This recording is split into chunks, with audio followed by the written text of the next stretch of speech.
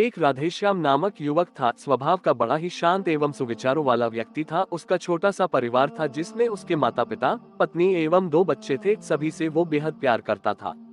इसके अलावा वो कृष्ण भक्त था और सभी पर दया भाव रखता था। जरूरतमंद की सेवा करता था, किसी को डक नहीं देता था। उसके इन्हीं गुणों के कारण श्री कृष्ण उससे बहुत प्रसन्न थे और सदैव उसके साथ रहते थे।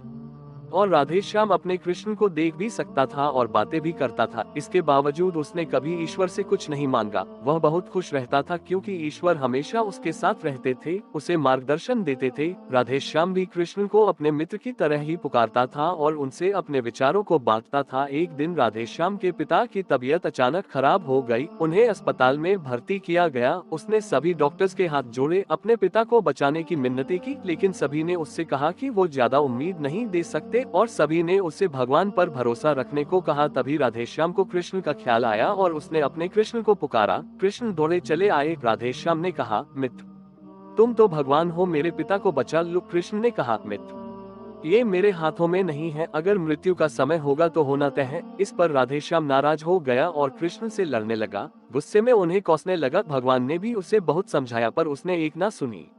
तब भगवान कृष्ण ने उससे कहा, मित्र, मैं तुम्हारी मदद कर सकता हूँ, लेकिन इसके लिए तुम्हें एक कार्य करना होगा। राधेश्याम ने तुरंत पूछा, कैसा कार्य? कृष्ण ने कहा, तुम्हें किसी एक घर से मुट्ठी भर ज्वार लानी होगी और ध्यान रखना होगा कि उस परिवार में कभी किसी की मृत्यु न हुई हो। राधेश्याम झट से हाँ बोलकर तलाश में निकल गया। उसने कई दरवाजे खटखटाए। हर घर में ज्वार तो होती, लेकिन ऐसा कोई नहीं होता जिनके परिवार में किसी की मृत्यु न हुई हो। किसी का पिता, किसी का दादा, किसी का भाई, माँ, काकी या बहन। 2 दिन तक भटकने के बाद भी राधेश्याम को ऐसा एक भी घर नहीं मिला।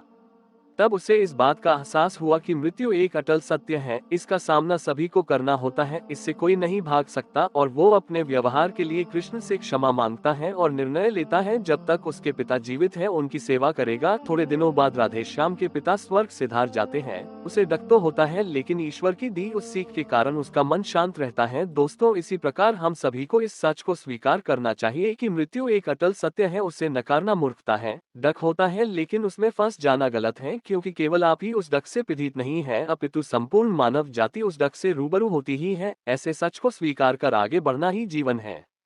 कई बार हम अपने किसी खास के चले जाने से इतने बेबस हो जाते हैं कि सामने खड़ा जीवन और उससे जुड़े लोग हमें दिखाई ही नहीं पड़ते। ऐसे अंधकार से निकलना मुश्किल हो जाता है। जो मनुष्य मृत्यु के सत्य को स्वीकार कर लेता है उसका जीवन भार विहीन हो जाता है और उसे कभी कोई कष्ट तोड़ नहीं सकता। वो जीवन के हर क्षेत्र में आगे बढ़ता जाता है।